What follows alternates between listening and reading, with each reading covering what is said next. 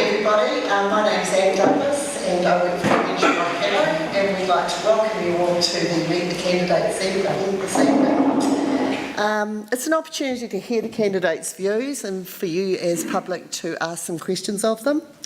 Andy's going to talk to you around the voting papers later in the evening, but obviously it's really important that we encourage everybody we know to take part in the voting process. Before I hand over to Graham, the MC for the evening, I'd just like to point out some housekeeping. So if you need a loo, they're through the door at the front to the left, and if there is a fire, with all this rain I would doubt it, but if there's a fire there's an exit here and an exit here, but probably we'll go out the front and gather out the front if there is anything. Once we've finished the presentations and the question time, we'll stop for a cup of tea and we can have a bit of a mix and mingle. So I'll hand over to Graham. Thanks, Anne. Afternoon, folks. Thank you for coming. I'm Graham Cairns, the leader of Hamilton, and I'm chairing this meeting this afternoon. I'll talk about the sorts of things we're going to do, and then I'll address them all one by one in greater detail as they turn up. So first of all, as Anne mentioned, there's going to be a chance for all the candidates to convince us all as to why we should vote for them, and they have 3 minutes in which to do this, and they'll all get to speak without interruption. Following that, there will be question time, where you can ask questions of greater detail if you need to go into what they were saying further. Then there will be as Anne said, a description of the voting process by Andy Gowland Douglas, General Manager of Wel Energy Trust. Then we'll adjourn for a cup of tea. That'll be approximately 6 o'clock, hopefully. And that's a good time if you still want further details of answers to questions. That's a good time to corner the candidates or just have a yarn, get to know them in a more informal setting. And hopefully we'll be out of here by 6:30. You may have noticed that this afternoon's proceedings are being filmed, and that may or may not be used on the website for people who would have liked to have come today in order to become better informed, but weren't able to turn up, so they can get to see what we see today. I'll begin by talking about the Wel Energy Trust. Now, some of you may know a lot about it. Up to a month ago, I knew almost nothing. So if you're already well informed, the next minute and a half is not aimed at you, but if like me, you're a little bit in the dark about it, so to speak, I've done some research and these are my findings. It all started in the late 1980s when the government restructured the energy industry. In 1993, the Wel Energy Trust was formed to hold shares in the newly created lines company, Wel Energy Group. Initially, it had a 33% shareholding, but is now the sole owner of Wel Networks Limited, as the group is now called.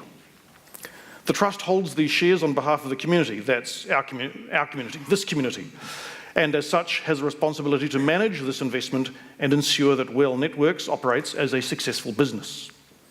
Wel Networks Limited is the lines company that supplies electricity to Hamilton City, Waikato District, and a tiny chunk of Waipa District where I live. The Wel Energy Trust seeks to benefit the community in two broad ways: by ensuring that the lines company's business practice takes into account the concerns and needs of its customers, and by distributing its operating surplus. These aims are achieved in 3 ways: through the allocation of community grants, the implementation of energy efficiency programs, and by allowing the various electricity retailers to give out annual discounts to the network's customers. The Wel Energy Trust is a publicly elected body. You probably already know that, otherwise you wouldn't be here this afternoon, unless you just wandered in here by mistake or were lured in by the smell of hot tea brewing. Elections are held every 3 years, and there are currently 7 trustees, all of whom receive remuneration for sitting on the board. And all of these positions are up for re-election. There are 11 candidates this time around, 9 of whom are here today to speak to you. As with the other energy trusts all around the country, Wel Energy Trust was designed from the outset to be in existence for only 80 years and will automatically self-destruct in 2073, at which time the assets will be distributed amongst the relevant local bodies, that's Hamilton City, Waikato District and Waipa District or their equivalent, who knows what's going to happen to local bodies between now and then, on a pro rata basis, i.e. the bigger your chunk of customers, the more you get. But that's not for another 60 years. Let's not get ahead of ourselves. There's an election looming. Let's now hear from the candidates.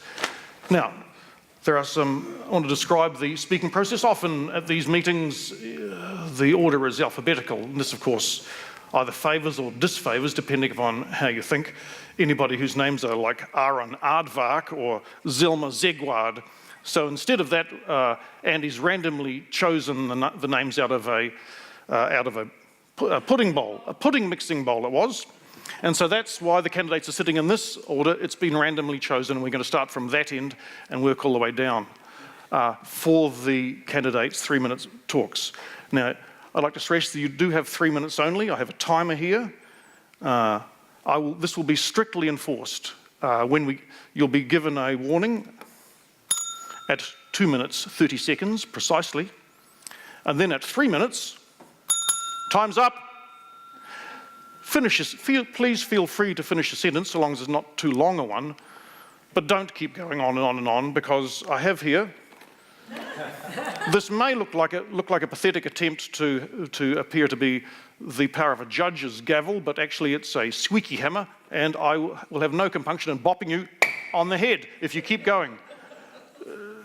Put simply, people who talk when they've been told to shut up clearly either are self-obsessed or don't really understand how society runs, and you're not going to get any votes by blathering on and on and on. Also, I've had a talk to the sound men, and they will turn you off, and you'll be talking to yourself. So yeah, 3 minutes, maybe 3 minutes, 5 seconds. That's about that, yes?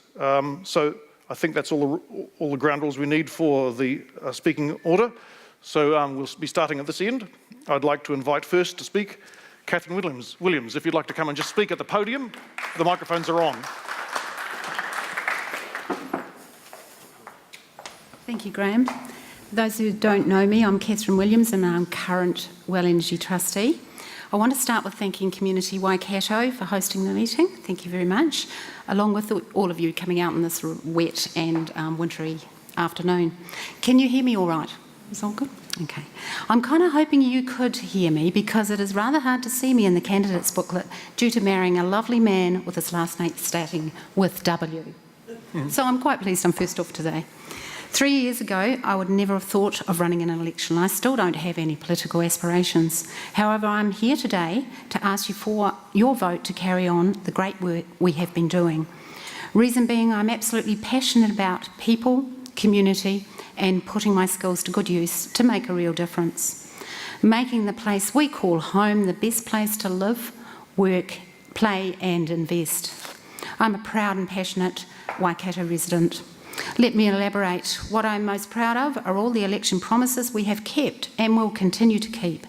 Discounts. 100% of the available company's lines profit is returned to the electricity user annually in the form of a discount. Actually, the rebate provided by the network has increased annually. Grants, community grants have increased at approximately the rate of inflation over the last 3 years.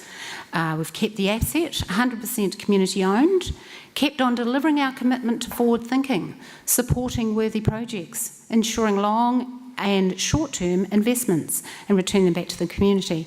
Example of long-term, we are the ageing population is rapidly increasing. The workforce is rapidly decreasing. Our children will be taxed heavily.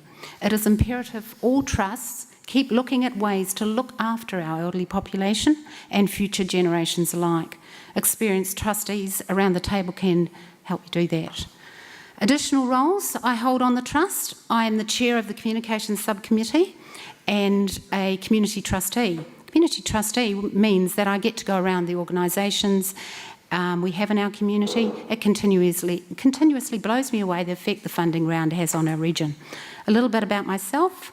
I believe I am well suited to the role. In my day job, financial controller, budgeting and strategic planning. I have held and continue to hold not-for-profit governance roles, one being Hospice Waikato. My initial education was in health and medical science. I remain committed to caring for people and their health. The Healthier Homes installation program is especially important to me. A warm and dry home is essential for a healthy population, decreasing hospital visits and taxpayer bills. In closing, I would appreciate your vote, not only for me, but for the other members of the Power On team. I will continue to be prudent and deliver experienced governance. I will not only listen to you, but I will have some strategic plans and improve results, and I believe these attributes will be useful. Thank you for your time. I look forward to a chat over a cup of tea. Thank you.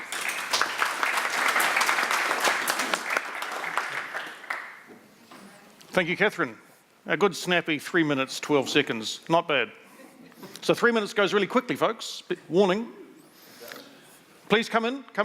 Don't be shy. There's tons of seats. So the second speaker today is Brad Chibnall. Brad.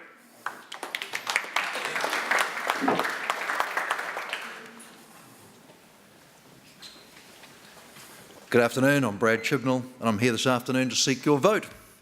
I'm a standing trustee, was first elected in 2002 as part of the trust that began the current discount scheme, which has been locked in ever since and still delivers around $20 million per annum shared by all power consumers in the region.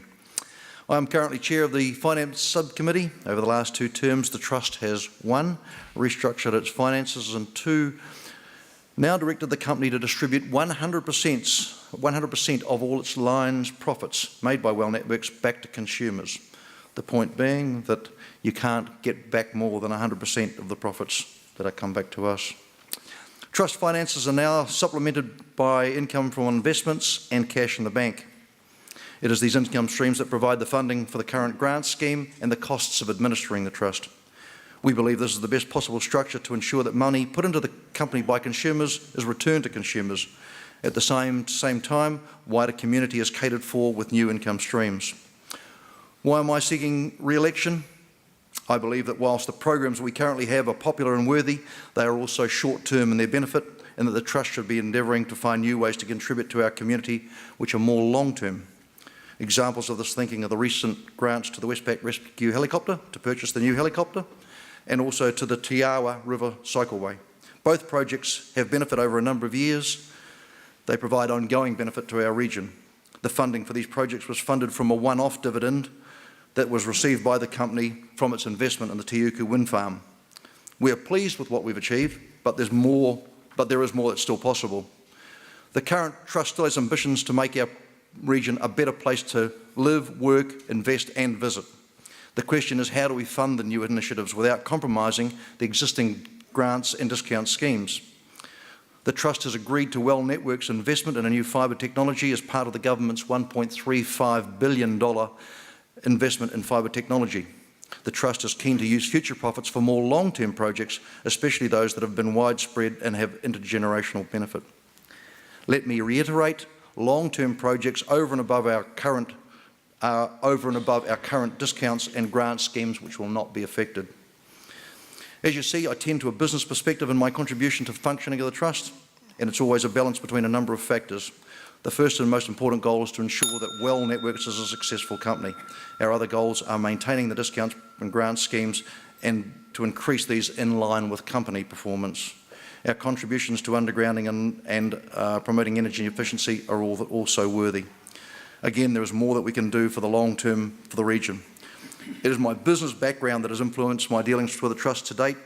I seek your vote to continue to expand the benefit that the Well Trust brings to our region. We also seek your vote for the Power On team to ensure the smooth operation of the Trust, where individual visions for future are aligned and all individuals make a meaningful contribution to the success. Thank you. Bravo.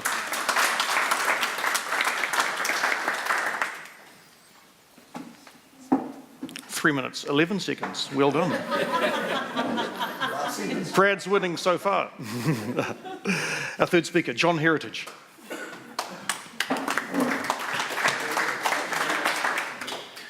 Yes, good evening, ladies and gentlemen. I'm John Heritage, and I'd very much like to serve as a trustee on the Wel Energy Trust because I believe I can bring a breath of fresh air to what the current trustees are doing. I'd be the first to admit that the current trustees have done a first-class job, but I still think a breath of fresh air is very welcome. Now, why would you wish to elect me? Well, I've been around trusts for most of my working life.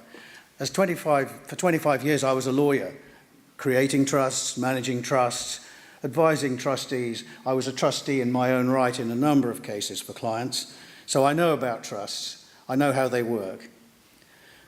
On the other side of the desk, for most of my life, I've been involved with community arts groups, both here and in the UK, and I've been the person responsible for applying for grant funding for a lot of those groups to organisations such as, and including, Wel Energy Trust.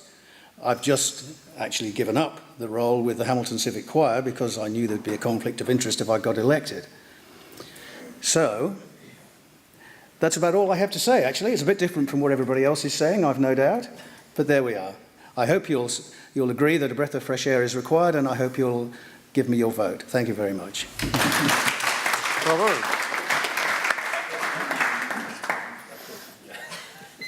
One and a quarter minutes, that's pretty hard to beat. I've just got to remember how to reset this because I've never had anyone stop. How do you do that? Before 3 minutes. Remind me how to do that? You go like... Okay, we're back on track. Full speaker, Mark Ingle.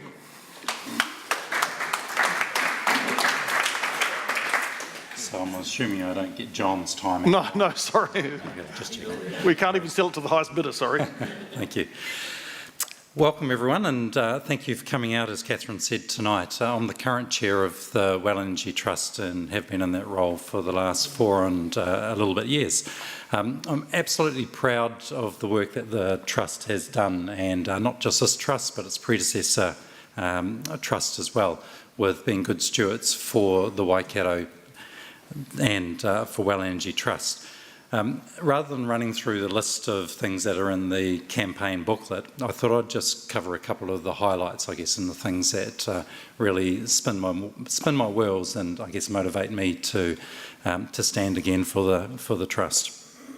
The Trust has a strong belief in partnership, and it's something that's really showing some good results within our community.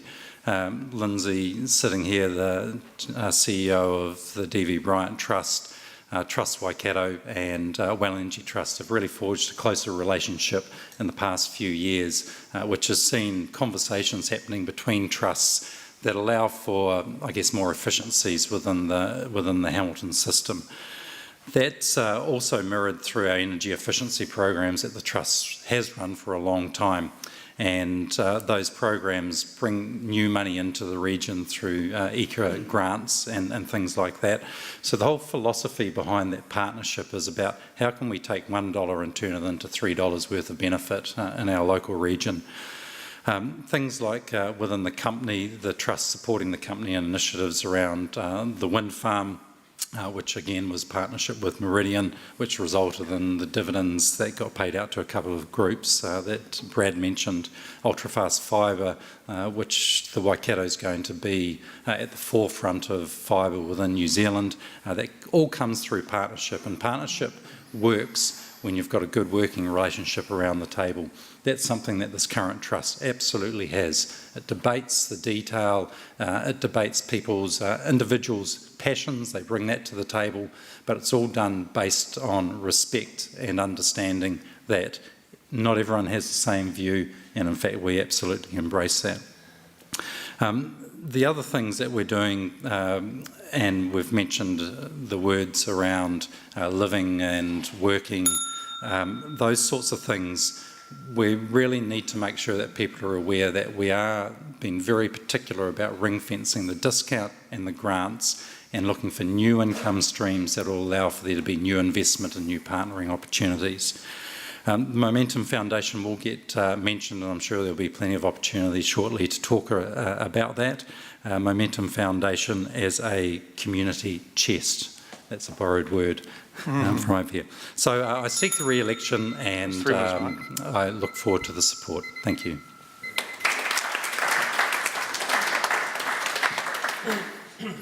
Of those who've spoken for more than 3 minutes, Mark's now leading at 3 minutes and 3 seconds. Fifth speaker, Denise Harding.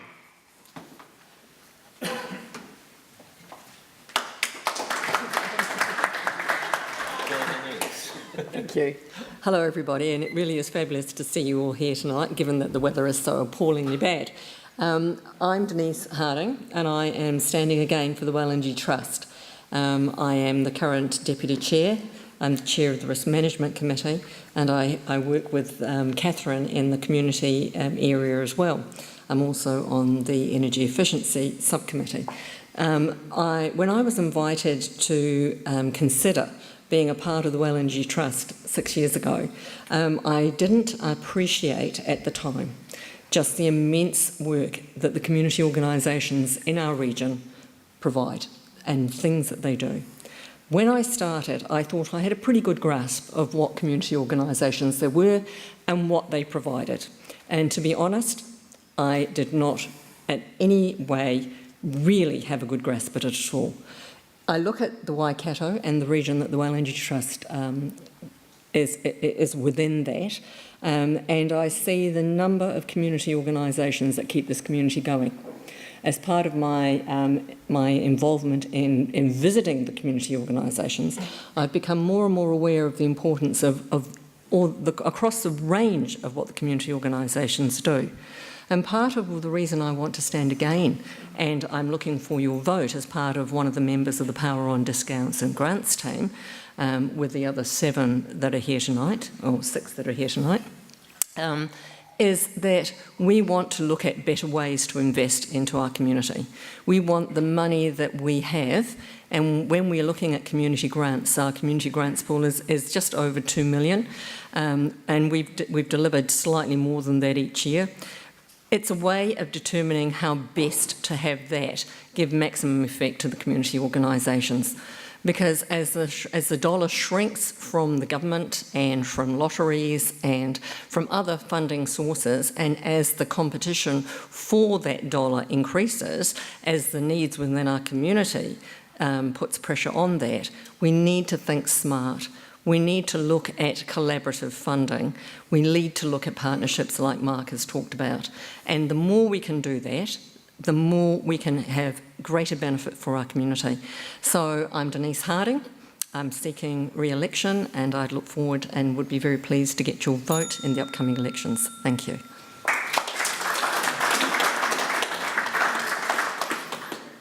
Excellent. 2 minutes, 30 seconds. Just damaging. Oh, right.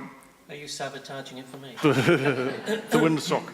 Well, you're going to need a microphone. If we dither around for another 13 seconds, I won't have to get Andy to come up and reset this. So that's 9 seconds. So we've finished this table. I'm just talking off the top of my head here, and we're about to go on to the shorter 4-person table, and we're now on, there we are.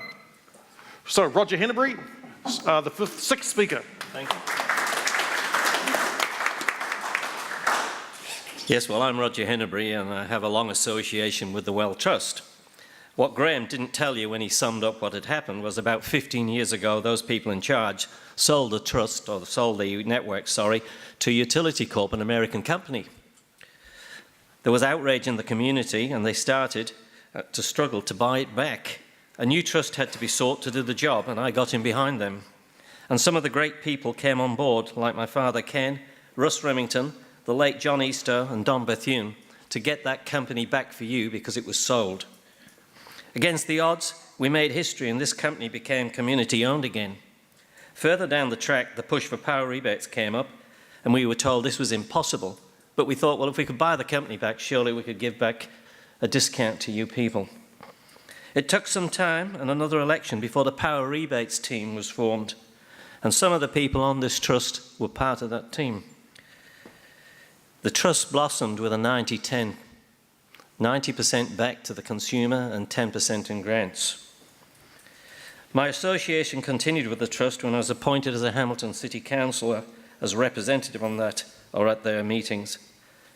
My governance experience includes 12 years as a City Councillor, 9 years as an RMA Commissioner, and past member of the Hamilton Vibrant Trust. I am asking for your vote to keep the new trust focused on the ethos of 90 power back to the consumer and 10% back to the community in grants, which it has done from the early days. Well was worth under 100 million in those days, and now it's worth just over 450 million today. The company profits continue to grow, and so should your rebate. And I notice the Power On team are saying your discounts are locked in, but not for the rest of the business. The rest of the business has been isolated, and as you see, or been told, they're going to give it away in large grants for big projects. I believe the role of this trust is to look after you and your discount, and the trustees are there to work for you, not for trustees on other trusts to look after your money, especially when they're stacked with sporting ties. When groups are embedded too long in trusts and committees, debate and passion can wane. I'm ready to pick up that new challenge, and I want to recap. I don't believe the bigger picture projects are best when it comes to helping the community. When there are hundreds of small groups struggling out there who need a hand, just as Denise Harding said, so I can't see the point in siphoning out $10 million to the Momentum Foundation Trust, whose focus is on bigger picture projects, according to their website. And most important is the benefit of the power rebates we all receive as customers, which is so valuable to families, those on single incomes and superannuants. 3 minutes, Roger. Who I am proud to represent as the Grey Power President. A vote for me means I will focus on 90-10 and not be sidelined with other agendas. Thank you.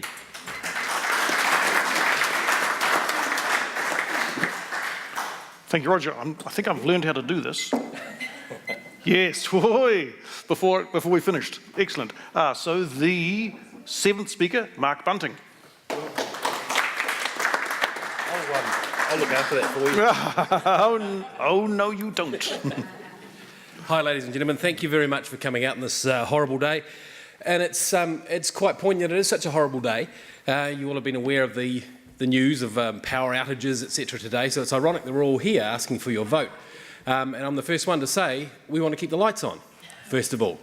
And that is, as trustees, what we are firstly and most foremost, does that make any sense, obliged to do. We need to keep the lights on, and I'm very, very proud to have been a part of a trust that's managed to keep the lights on and build one of the best lines companies in the country, if not the world.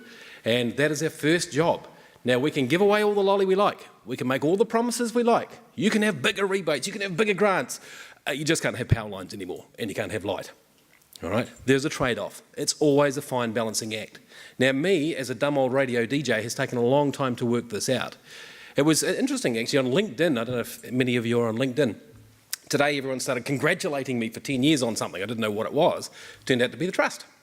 And it was 10 years ago, almost to the day, that I got a call from Margaret. And it was really interesting.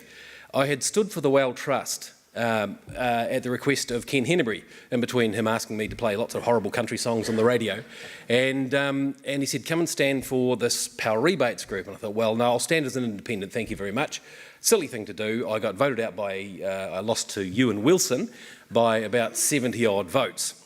Thanks to Ewan's great work with Kiwi Air, it turned out that he was not meant to be on the trust. And I got the call from Margaret saying, you're on the Well Trust, come on in. Now, this was a year into it, on the trust at the time, and here I was, sitting next to Margaret Evans and next to John Gallagher and great names like that, and I was like a wide-eyed boy trying to swallow a watermelon, trying to understand how this worked. It took a long time to understand the complexities of what we're trying to do. The more I understood, the more simple it became. The objective was to keep the lights on. Keep the lights on and do great stuff with the proceeds. So in 2003, the trust was Gary Mallett, Brad Chibnall, Margaret, David Laird, remember, John Gallagher, Tanya, Ewan Wilson and John Easter. I just want to take a moment to pay my respect to John and in memory of him. I think I ended up liking him more than he ended up liking me. In fact, I think his last words to me were fart in a colander, but I miss him. Ewan got the boot, I came on, and the discounts, that was the legacy of that group. We got the discounts going. 2 years later, I said to Gary Mallett, well, hey, look, I might as well just join your team. I agree with pretty much everything you do. He says, no, sorry, I've got three other guys. We don't need you. So in came Dave Kneebone, Steve McLennan and Mike West. And then after that was the great election, where I think we stopped the rot and we saved the community grants. And thanks to some great work by Tanya and most of the trustees here, we kept the community grants. To cut a long story short, it's going well. We debate fiercely around the table, absolutely fiercely. We all have our own points of view, but at the end, we put the good of the trust first and we agree to disagree, but we follow the team line. It's going well, so let's keep the lights on, keep the company profitable, and I would urge you, please, keep the team. I'd appreciate your vote. It would be an honour. Thank you.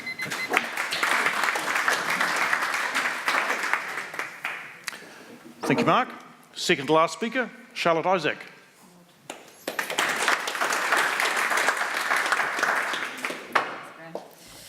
Good evening. I'm Charlotte Isaac. I was born and raised in Hamilton, and my friends, family and interests are in this region.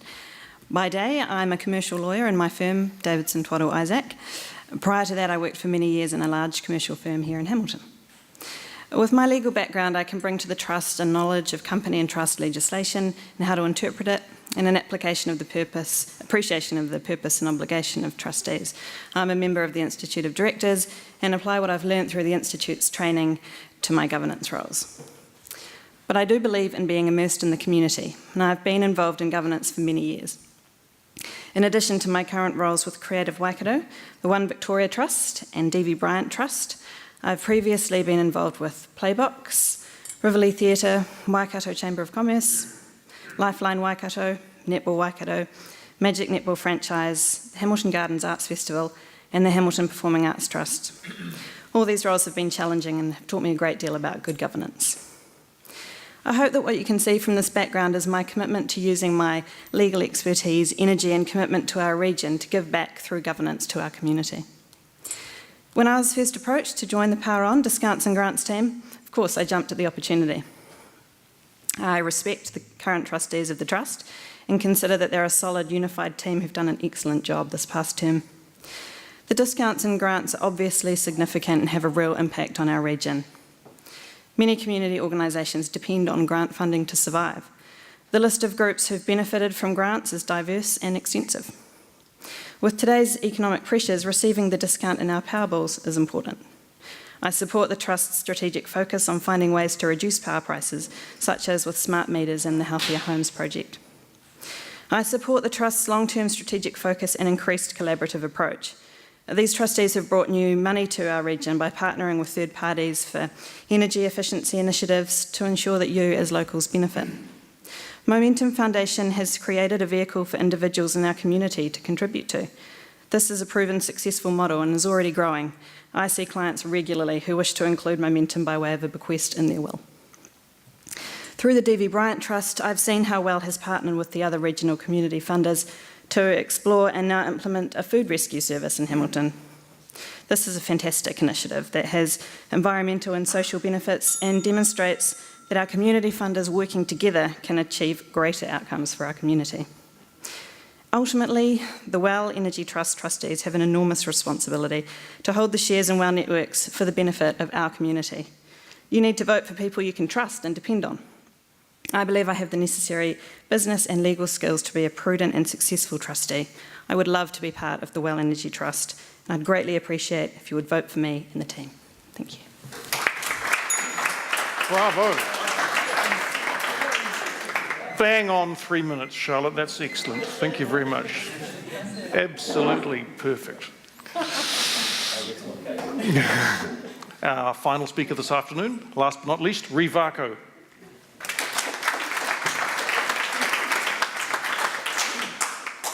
Good evening, everyone. My name is Re Varco, and I'm different for lots of reasons, I guess. First of all, you'll notice my accent's a little bit different. I've come over here 12 years ago with my Kiwi husband and my 2 little boys, and I guess I'm lucky in that respect because having lived in large cities in different parts of the world, I can really appreciate what you have here. And I've been very active almost since we came here in getting involved in the community, working for the council, working for businesses and property owners, getting out and being involved in volunteering with community groups and now with the charity. And it's lovely. It's wonderful. I couldn't think of any place I'd rather be. And so in being involved and wanting to be a part of Wel Energy Trust, having not been a trustee before, I think I could bring a lot of passion and energy to this role. I've reported to trustees and to boards in my past job and in this one, so I know what it takes to do that well. I believe, of course, in a lot of the things that Mark and this block of people have always stood for, but I think that new ideas and fresh ideas and working, connecting with other groups and being able to bring fresh thinking, especially to the Healthy Homes initiatives, definitely keeping your discounts and the community grants and trying to grow that however we can is really important, and that's something I stand for. I know in having talked with a former trustee here, John Gallagher, who's a good friend of mine, here for the community is something very important to this trust. And I believe they really show a lamplight for this community and leading with what this trust does for Hamilton and the environs. I'd love to be a part of it, and I hope I'll have your vote because I want to bring all the energy I can to Wel Energy Trust. Thank you so much. Thank you. Well, according to my calculations, we've now got 2.25 minutes up our sleeve for the 3-minute allocations. Would you like to chat amongst yourselves and shuffle around a bit before we have questions, or would you like to go straight into questions? You choose. Straight into questions?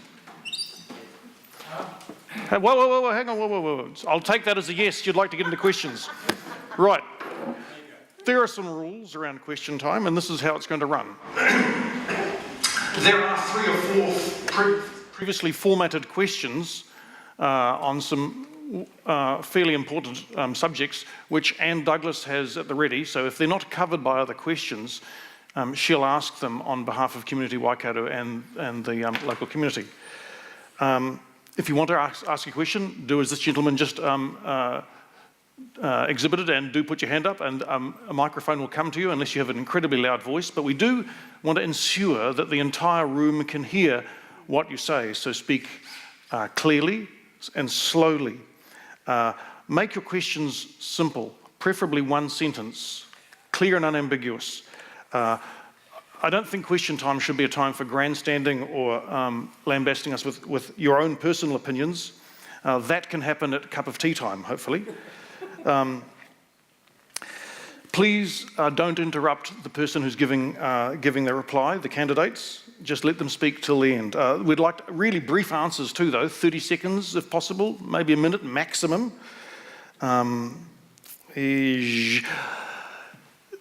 We can run it several ways, and I'd like to give us the opportunity to have questions that are addressed to all the candidates, if you feel that's required, but also I'd like to give you the chance to target one particular or 2 particular candidates with a question if you think that is particularly required. If other candidates have a really strong opinion on that same subject, brief right of reply will be allowed.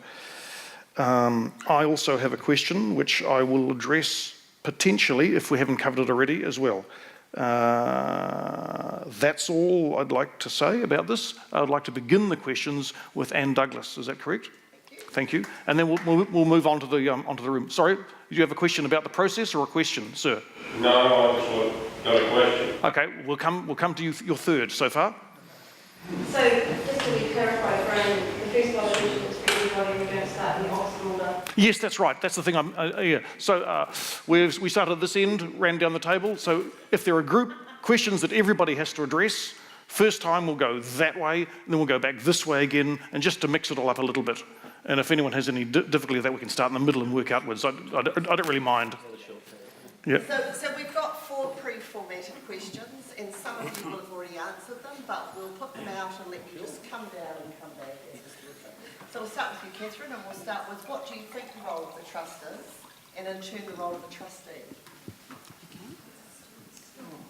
The role of... Oh, can you hear me? Sorry, do you want me to stand? It's a long one. So what do you think the role of the trust is, and in turn the role of the trustee? Okay. The role of the trust is to serve the community. Yeah, it's a voted on position. It's a huge asset to the community, one of a very valuable asset that a lot of other regions don't have. So the profit that comes back in the discounts and the grants, it supports our community, and it's a very valuable asset for our region. I think it's worth protecting. Our role as a trustee is to be prudent, protect that asset, to administer those funds with research and business nous and expertise in your field, and to be real and connected to your community. Thank you. Thank you. Do you want to carry on down the line? Sorry. Carry on, same question? Yeah, just pass it on down and have a little chat. That's good, thanks. Not surprisingly, I'll agree a lot with what Catherine has just said, but I'd also add that part of what we do is obviously making sure that the company is a successful company. Don't leave that part behind. We do appoint directors to our company, a process actually that we've just been through.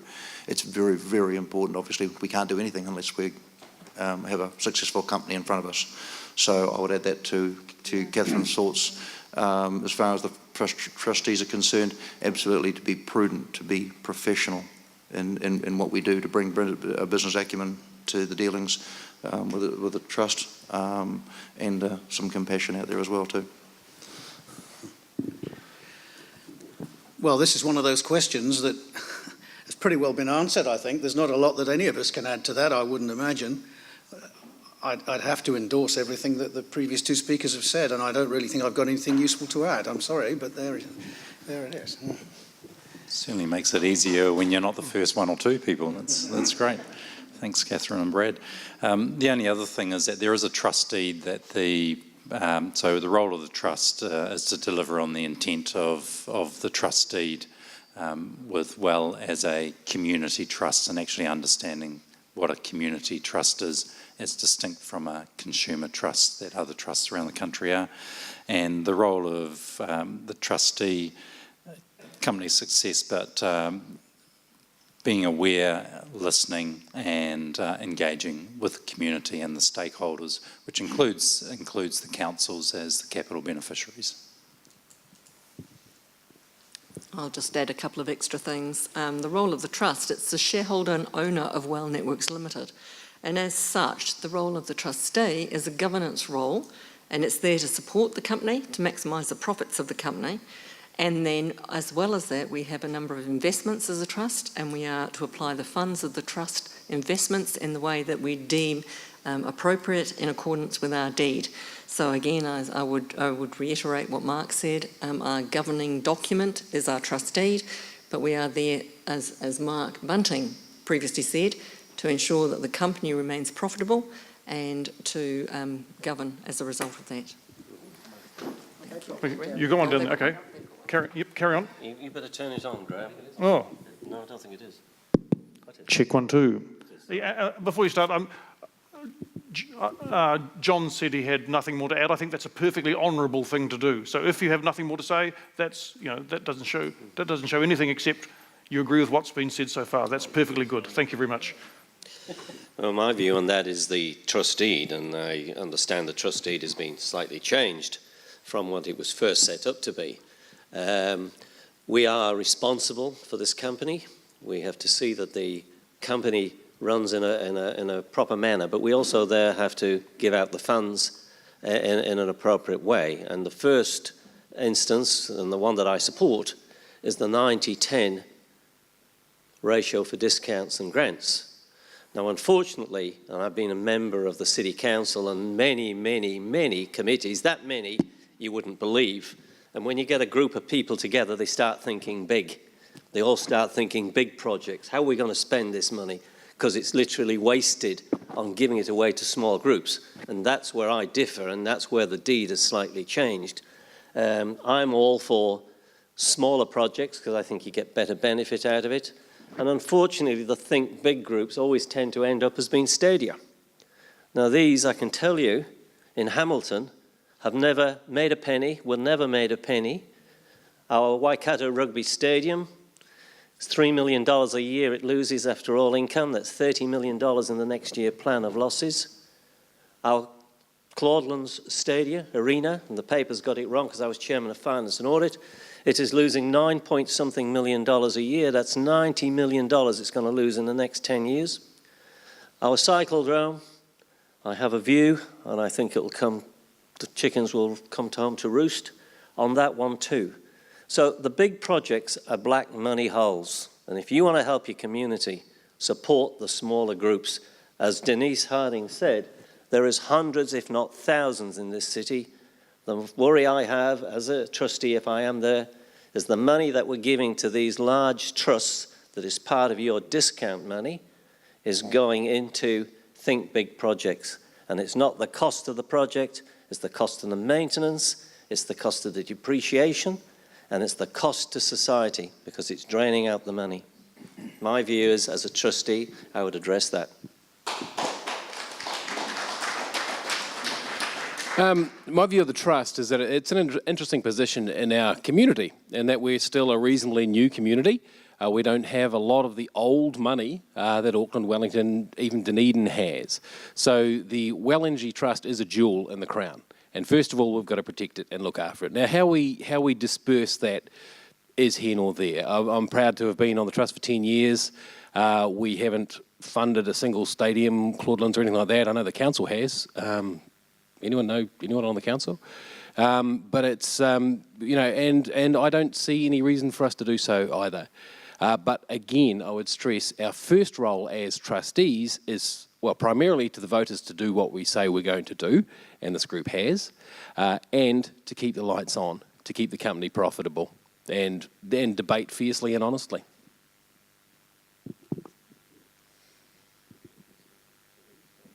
I think it's essentially been said before, but I think the role of the trust is as the shareholder of the company to ensure that the company is strong and performs well so that it can be for the benefit of the beneficiaries, of which the community is one.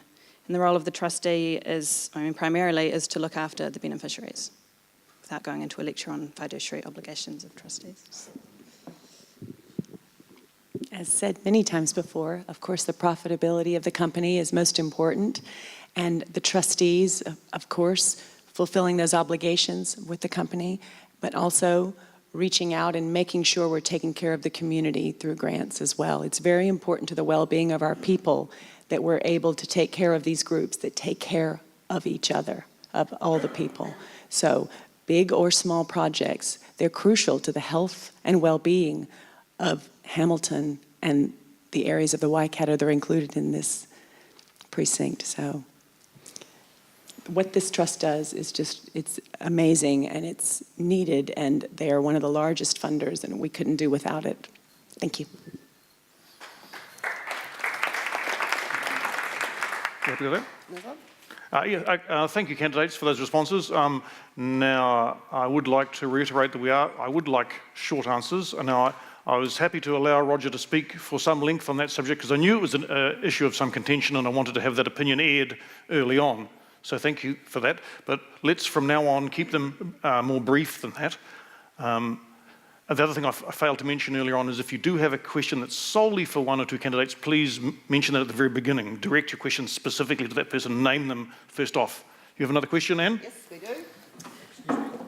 I'm really sorry, but I've got to go. I've got another appointment. Okay, jolly good. Thanks for coming. Okay, so the next question we have is, what do you think are the key issues for our region at the present time? And we're going to start down this end this time. For our region, I honestly think we have an issue with inequality. There are a lot of people who can't be warm this winter in their homes, and all credit to the Healthy Homes initiatives that the Trust has undertaken, but I think there's a lot more that can be done. And frankly, having talks with the Eco Design Advisor at Council and knowing what's available here, if people could only know about it, could go a long way. And that doesn't even require more money. So just to speak briefly, sorry, Graham, I think having one curtain bank at Waimarie House is not enough for our community. And Wel Energy Trust can do a lot to work in our community houses, get the word out to people, make sure people all around this region are warm, whether they can think they can afford it or not. That's something important to me.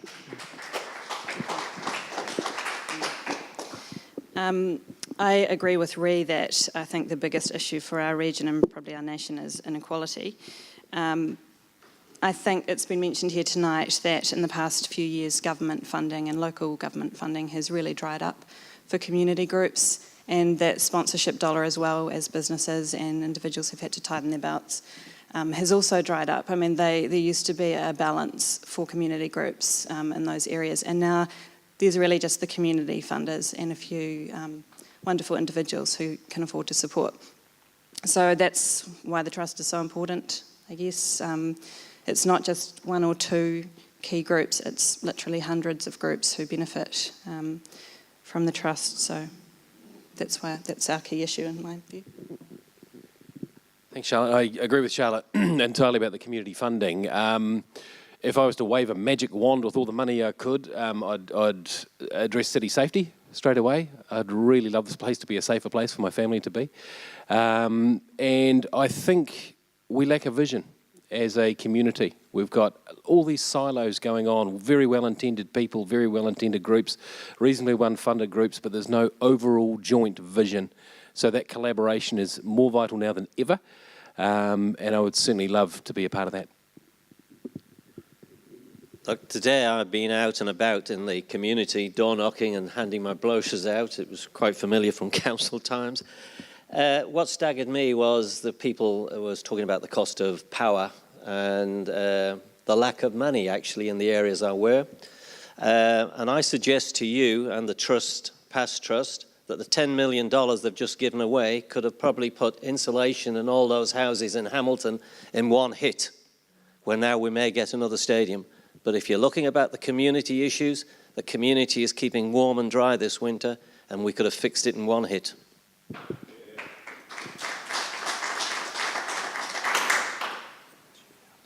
Oh, sorry, it's me. I'm so busy listening, I forgot I was part of it.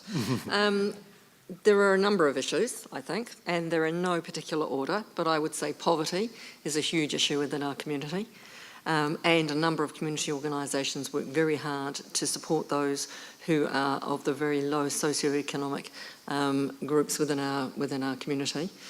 Children are another, and I'm looking at a number of things here for children. It's their well-being, their safety and their education.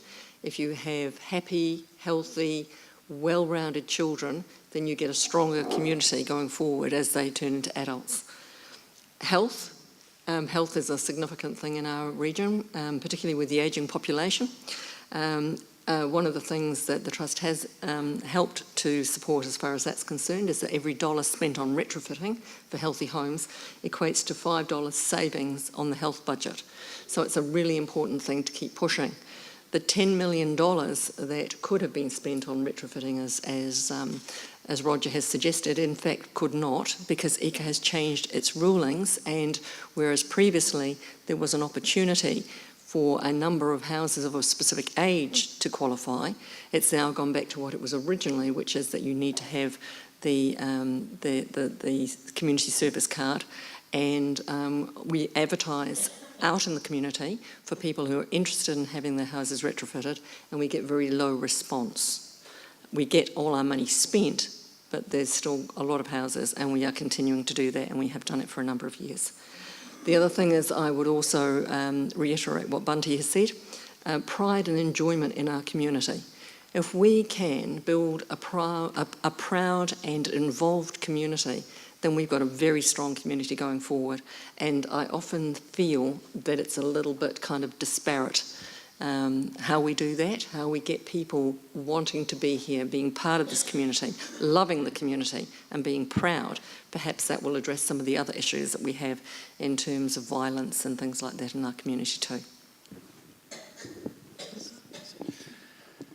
So I won't run through the full list that I've got, but two things that haven't been touched on is prudent governance, and Roger, you did mention a list of I guess failed attempts of things that have happened in the community funded by rates monies, which will go on costing this region, and that comes down to governance and governance as councillors.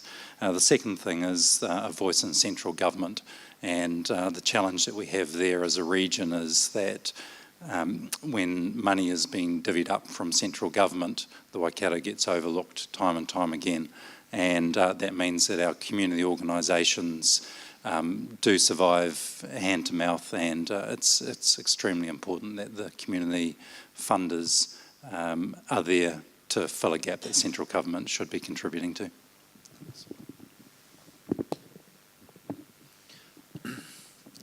I guess from my point of view, there's just basically a greater need. There are more needs out there in the community. There's probably no one in this room that doesn't have a need of one sort or another, be it a desire for more grants, a desire for greater discounts. At the same time, there's obviously less resources to draw from. And the Trust is acutely aware of that.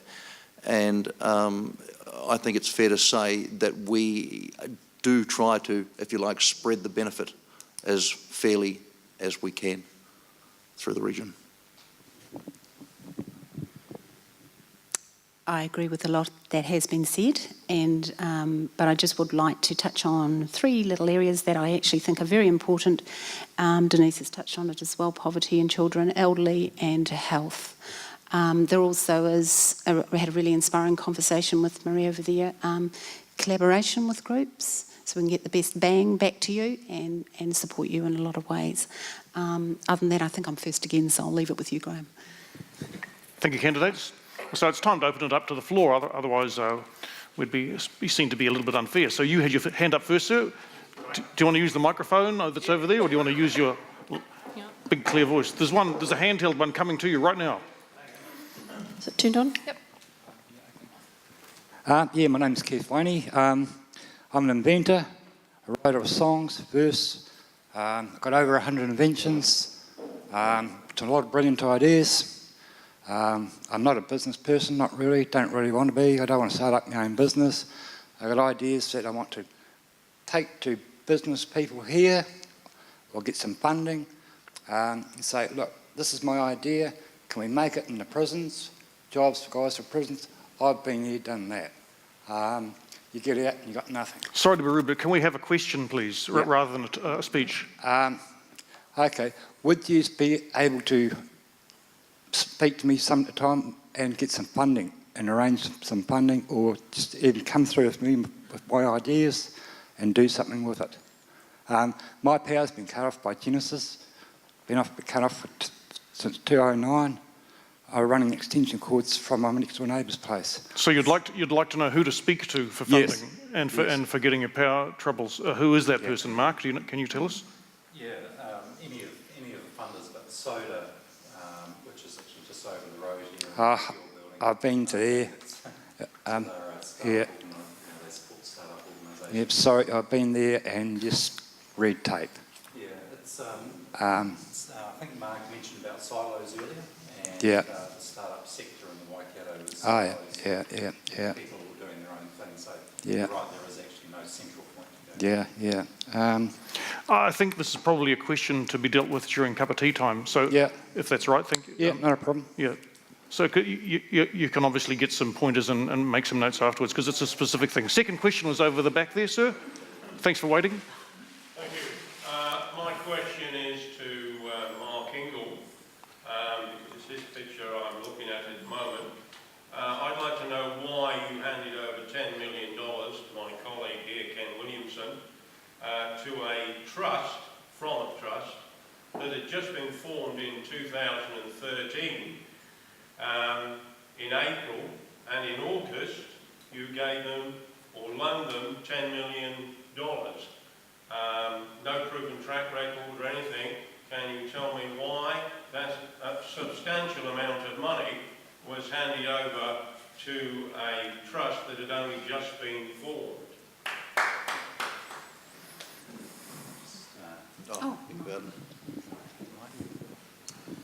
Yeah, that's a good question, thank you.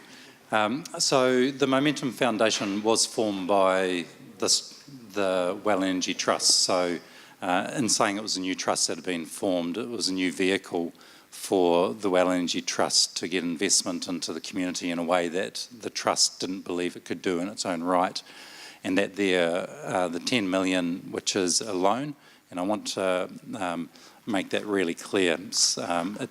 It's money that's giving the organisation sufficient income generating potential so they can focus on actually creating outputs rather than chasing their own dollars that they need to sustain their organisation. So it gives them, if they invested in the bank, $400,000 worth of income each year.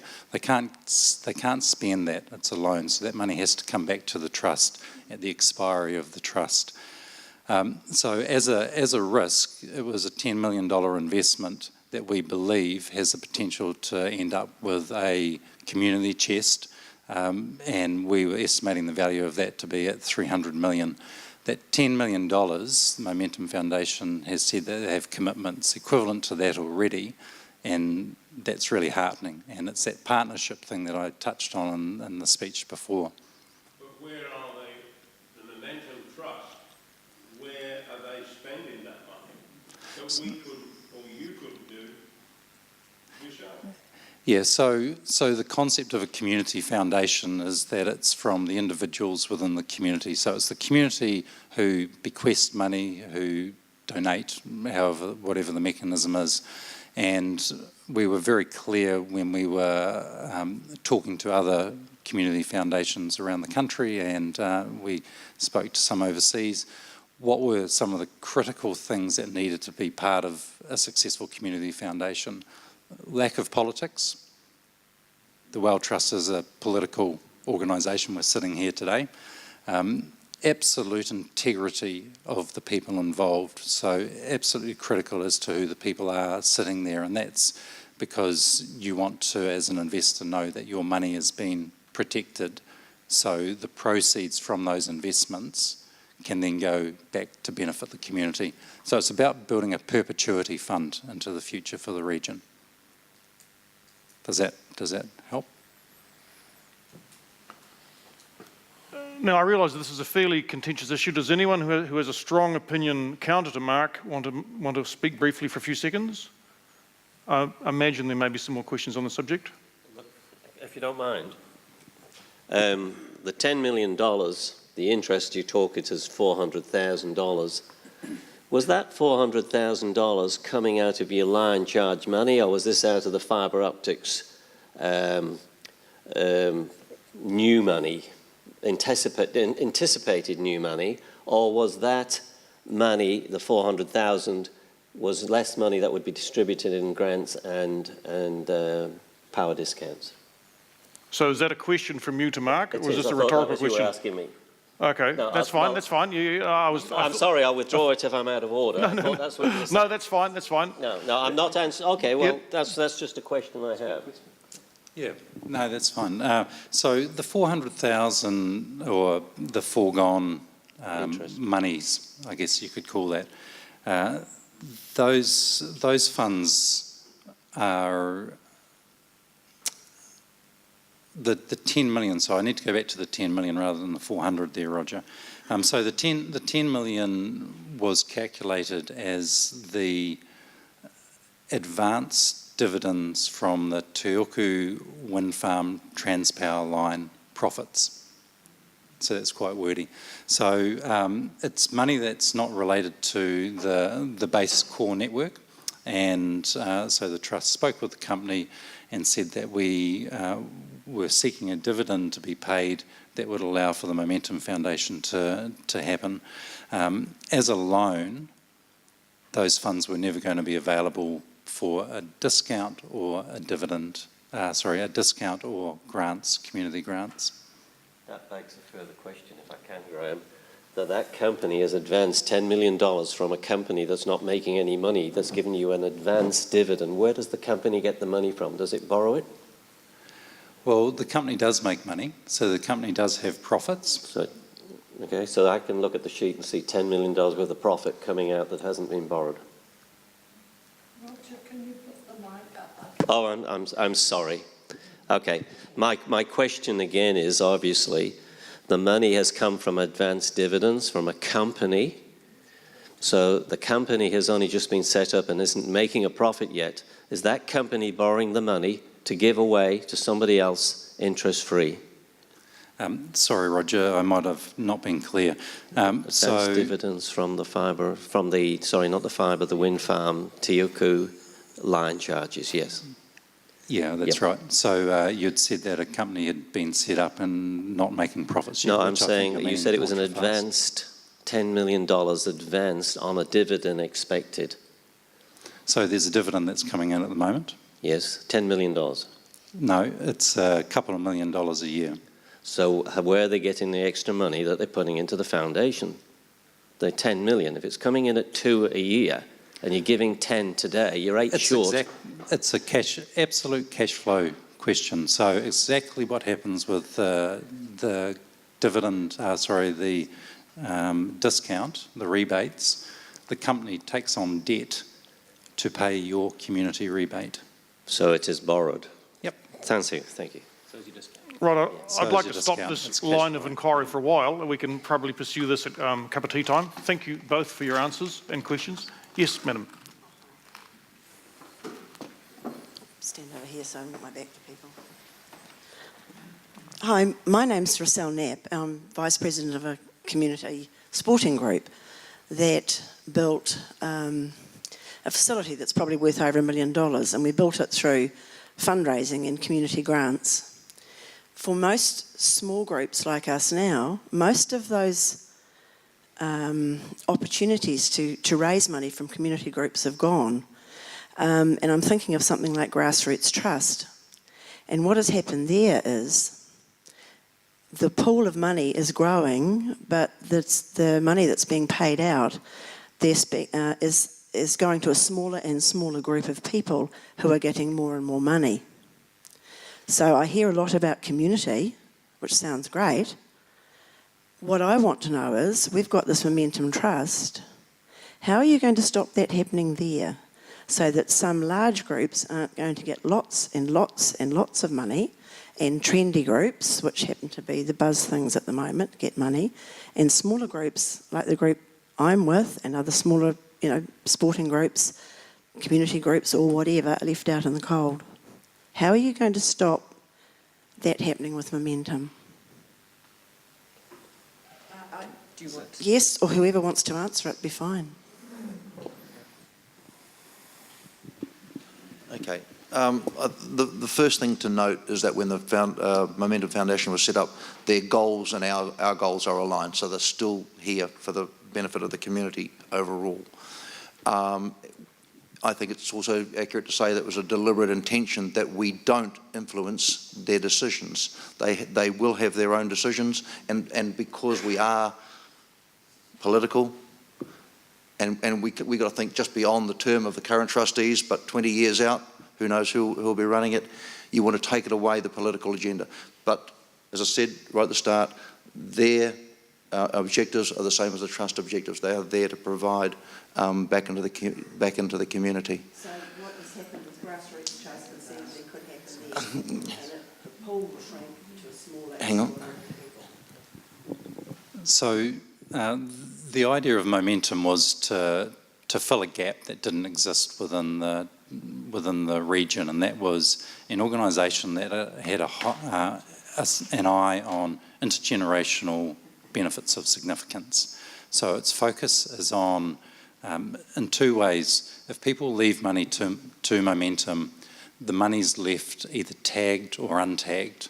So if a person leaves their money and says that we would like this money to go towards sport, towards an individual sports organisation, towards a club, whatever they tag that money to is how the proceeds of that money will be distributed. If it's left to the general fund is there to ensure that our community doesn't get left out in the cold with projects that are important to this community. So in other words, there's been a discussion going around about flourishing families. So could the Waikato region have a reputation for being the best region to bring up children? What does that look like? Is there a project in that, and is that something that Momentum might invest in? I imagine the Momentum trustees who make that decision would say, yes, it is up our alley because it's intergenerational and it's significant for our region. So that's how the general fund is expected to be used. This trust doesn't influence those decisions. I'd like to interject here. We've only got 10 more minutes of question time. I think we've probably spoken about Momentum Trust, which is not specifically the Well Networks Trust, and it's not being elected in the next few weeks. So I appreciate your questions, but let's keep this discussion till cup of tea time, and let's get back to the core issue. And I'd like to reiterate, let's have very short, succinct questions, not descriptions of your background. From the floor, please. Oh, hi. I'm Carolyn McKenzie, and I'm chairperson for an organisation called Patients' Rights Advocacy.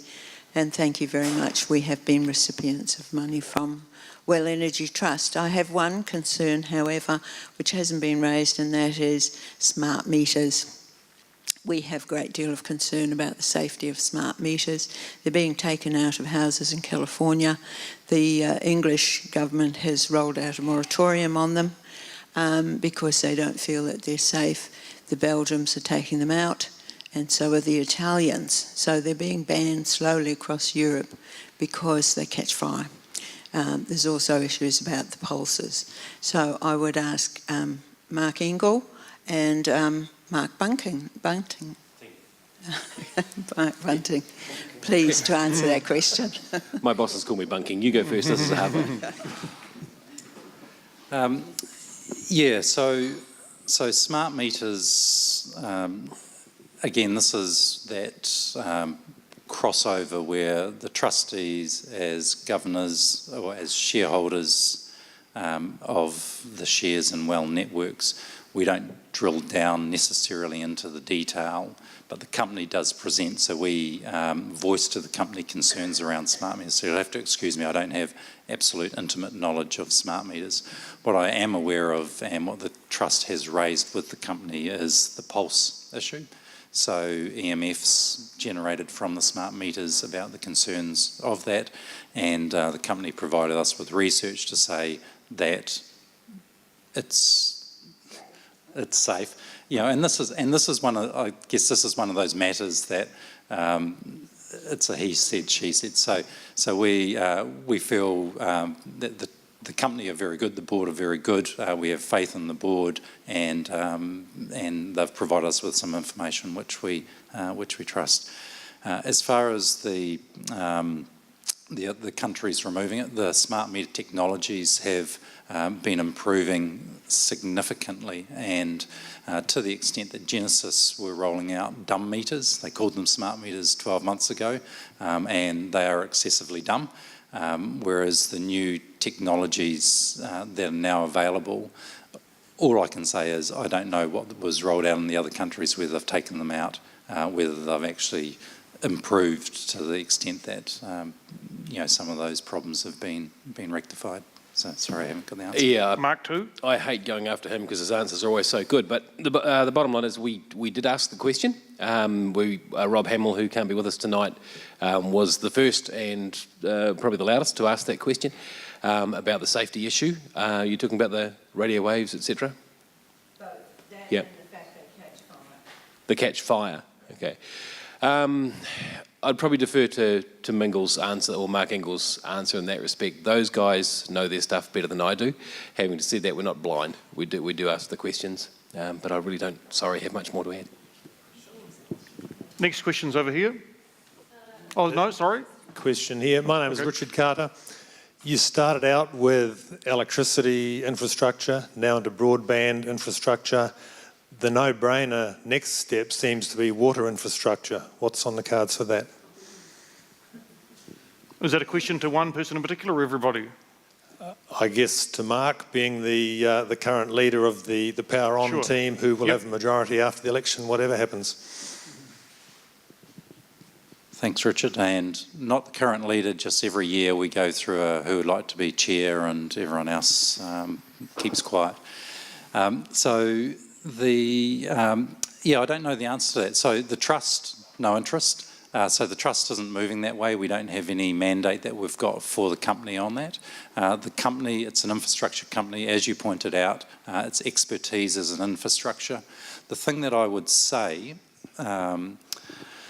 is that if water is going to be metered in this region at some stage in the future, I would rather see the ownership of that metering system being owned through a community vehicle than owned by someone else up north. If that's going to be on the cards, if the council makes the decision, and it's a council decision, not a Well Networks or a trust decision, if they make that decision, then I'd certainly, and the trust would certainly want to see Well Networks sitting there at the table in those discussions. Do any other candidates have a strong opinion on this? No? Jolly good. Next question. Hi, my name is Tania Hennebury. I do understand about the trust, having been there myself for a few years. And my question was going to be for Rob Hamill. Ironically, he is absent. And that was what my question was about, because he does have the poorest attendance record out of everyone in the Power On team, which I find very concerning. For the public, that's when you hold your hand up, we want to know that we're voting people in who really do want to put the time and energy in. If they're too busy to put the time and energy in, then I don't think they should be standing. Sorry, is this a question or an opinion piece? So my question is, the remuneration was taken. What is the opinion of other team members of the Power On team? Because a close second was had by somebody else who stepped down.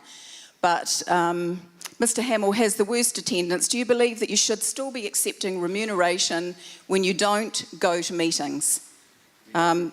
Because we've got 43% of workshops that were unattended, and I know you'll say you don't have to attend those, but 20% of the other meetings, scheduled meetings, he wasn't there, and he did Skype the maximum amount per year that you're allowed to do as well. So I would like to know your view on that, and are you quite happy to accept remuneration when you're not there? So let's not make this a personal attack on someone who's not here to defend themselves. So let's just excuse me. So let's just answer the question. Do you think people who don't attend sufficient meetings should receive remuneration? Does anyone have an opinion on this? Yeah. We can start down this end, seeing as I'm facing this way. You get your turns. Fair question, but I don't think that meeting attendance is the sole determiner of whether you get a full recompense as well. As you rightly know, Tanya, there's a lot of work done outside of attendance to meetings. Yeah, hang on. Oh, okay, we'll just come on down the list. Sorry. Someone before me? Denise? No, I'm Rob. Okay. Sorry, you're on. All right, thank you. Yeah, I agree with what Brad said. The future ain't what it used to be. We do a hell of a lot more than just go to meetings, if that was the record. But I would also take note that at this time of year is a lot of the time, it's the only time we hear from a lot of you. I know it was nice to see your letter in the paper. It would have been nice to have seen you for the last 3 years.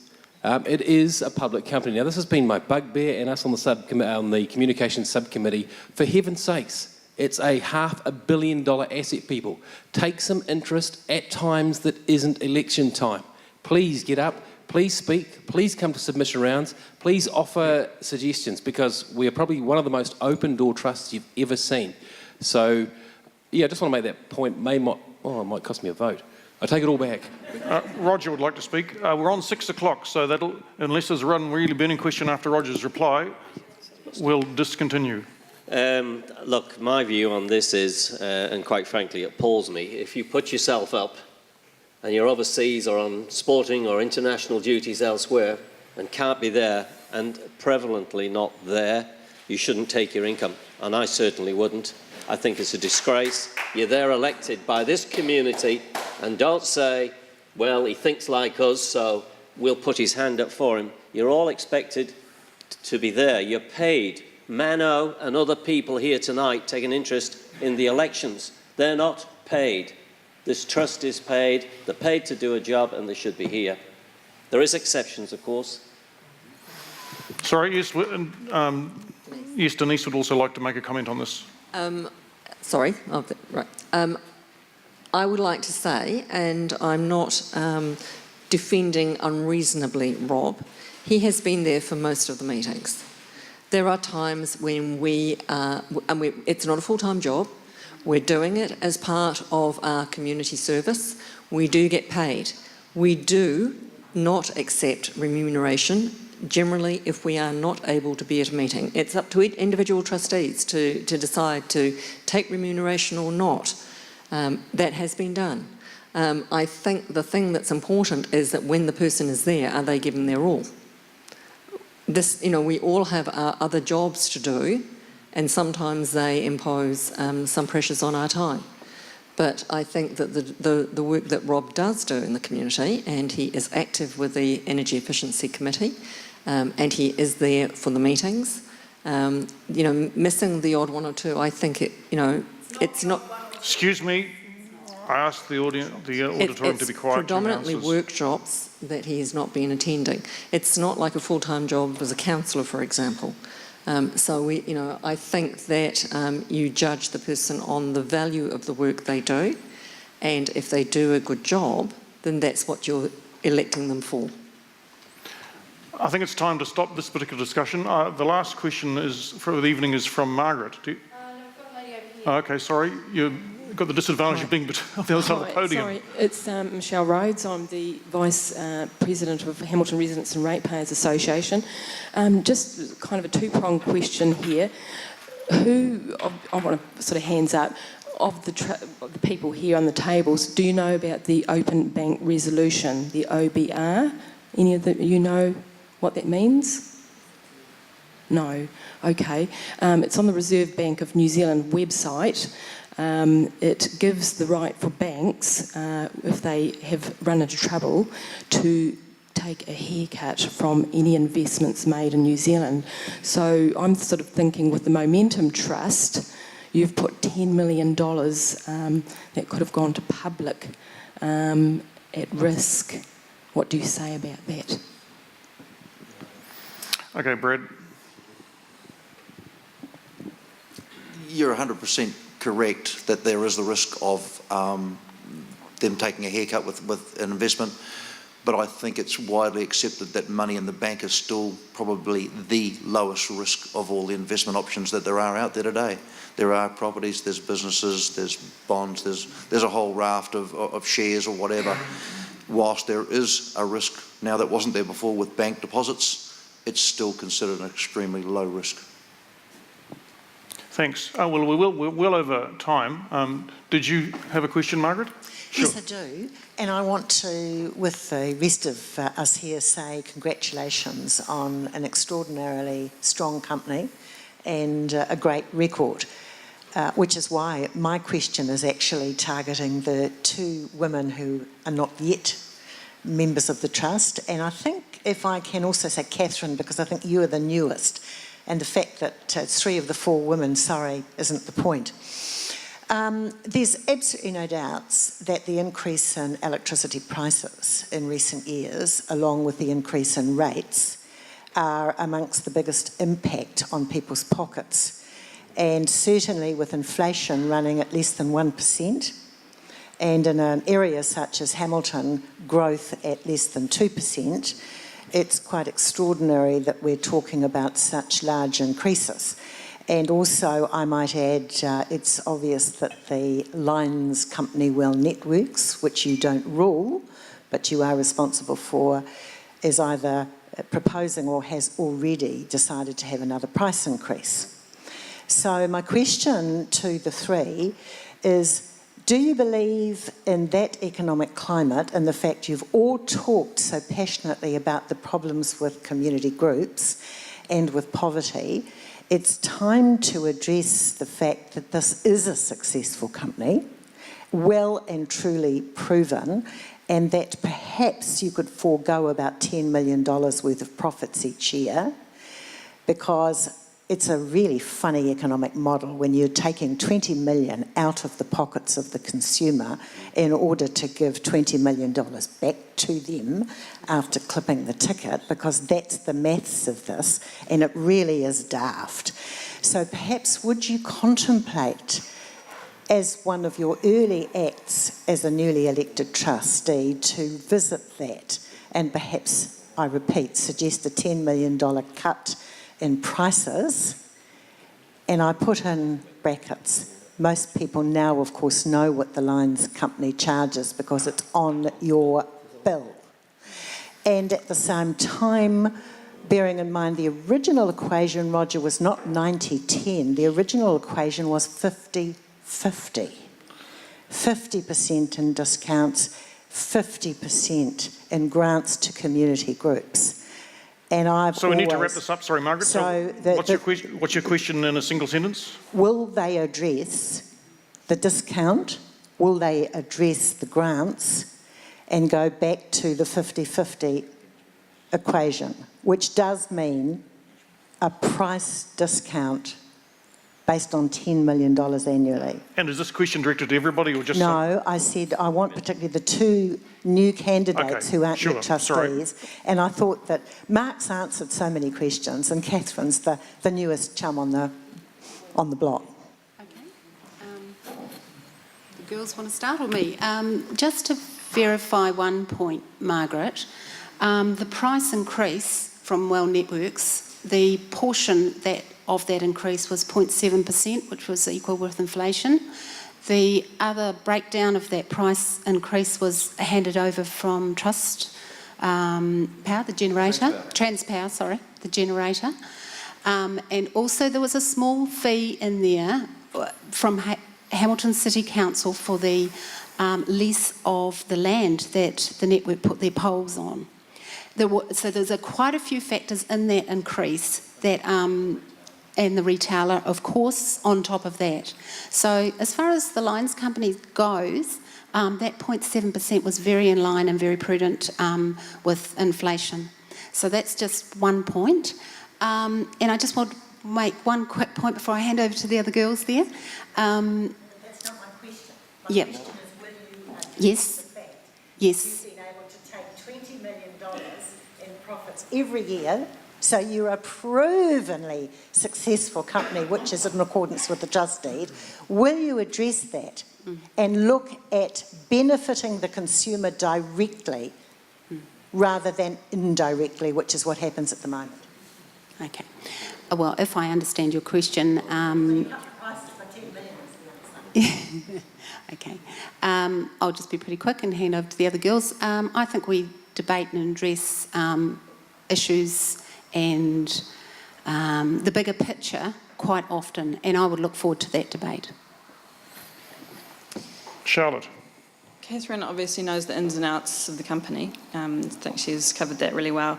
I would hate to think that if we took less from the company, then that would affect discounts and grants. I wouldn't be in favour of anything that did that. I think the retailer also increases our power bills, so it's not just the network. And that's why energy efficiencies that the Well Energy Trust supports and partners with are important, because that's another way that each individual can save power. And I think that the company needs to be investing in the long-term infrastructure.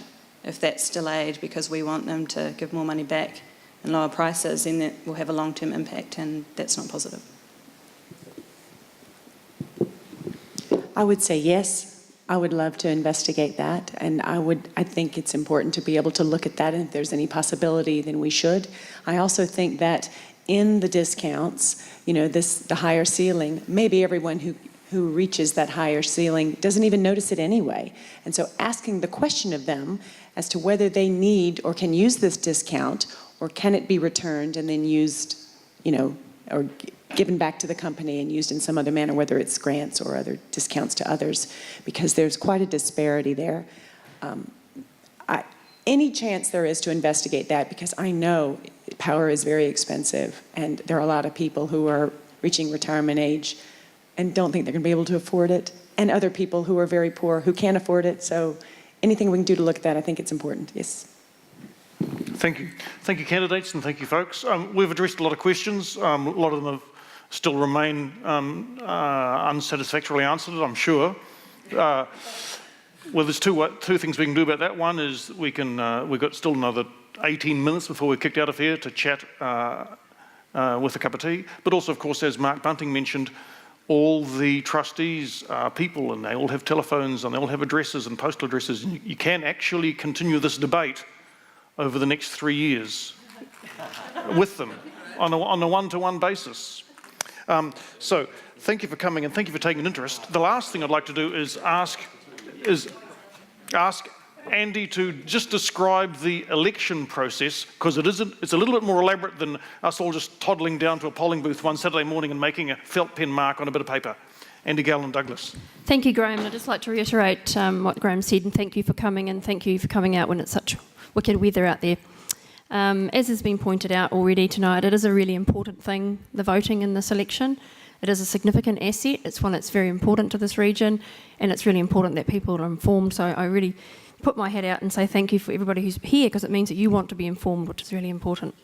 In terms of voting, the voting is now open, and you should have received your papers now, if not in the next couple of days. Just depend on New Zealand Post and how fast they are. If you don't, for some reason, receive one and you believe you should, please get in touch with the Trust or the Election Services number that's on our website, so we can arrange a special vote for you. We've had somebody who got their papers caught on fire because they tried to dry them by the fireplace. So we've had to issue special voting papers in those circumstances, so feel free to come in and get some new ones if you need to. Basically, you've got a couple of options. You've got the option of postal return, so you tick the candidates you want, put it in the mail, and as long as it's post-dated prior to the closing day, which is the 27th of June, that'll be counted, and provided it arrives by the 3rd of June, which we think is hopefully long enough for New Zealand Post. You've also got the option of doing it online, and to do it online you have to use the ID code and the PIN number that comes with your papers, and you'll find that on the back of your voting paper. And the other way you can do it is to fill it out and to physically bring it into the Trust office and put it in the secure box that's sitting there. Voting does close at 12 noon sharp. There will be a man from Election Services at the box right before 12 ready to grab it and run, so there will be no late entries, so to speak. So yeah, don't leave it to the last minute. But thank you again for coming, and we'd just like to now welcome you for a cup of tea and a biscuit before you leave, and you can ask any more questions you like personally. Thank you.